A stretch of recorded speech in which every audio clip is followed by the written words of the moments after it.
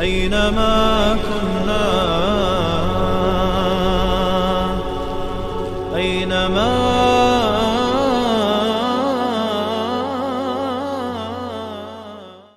بسم الله والحمد لله والصلاة والسلام على رسول الله. اما بعد، السلام عليكم ورحمة الله وبركاته. حدیث از عایشه مادرمان رضی الله عنها روایت شده است. شماره حدیث در کتاب سنن ابو داوود 3163 می باشد.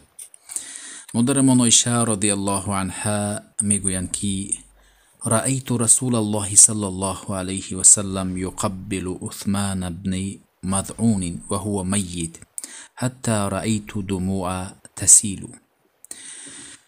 عایشه مادرمان میگویند که پیامبر صلی الله علیه و سلم را دیدم که عثمان ابن مذعون، یکی از مهاجران، وقتی که در مدینه وفات کردند، پیامبر صلی الله علیه و سلم چهره عثمان ابن مذعون را میبوسیدند و اشکان چشمانشان در رویشان میبارید، به زمین میبارید، سیلان میزد.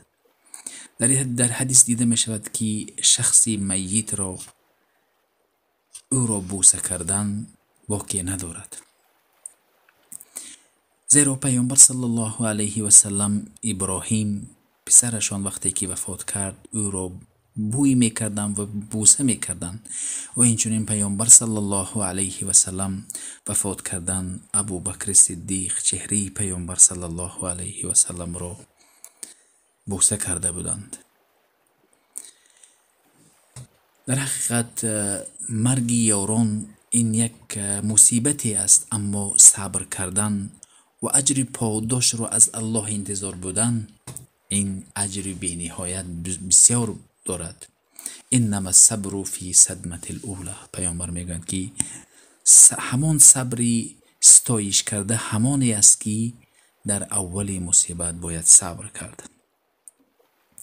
وقتی که میت را ما به قبر میگذاریم باید بگوییم که بسم الله و علی سنت رسول الله و علی ملت ابراهیم بسم الله بگوییم.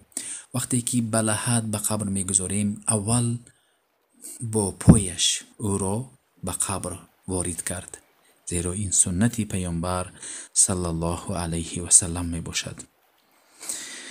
این بود شرح مختصر این حدیث. السلام علیکم و رحمت الله و برکاته.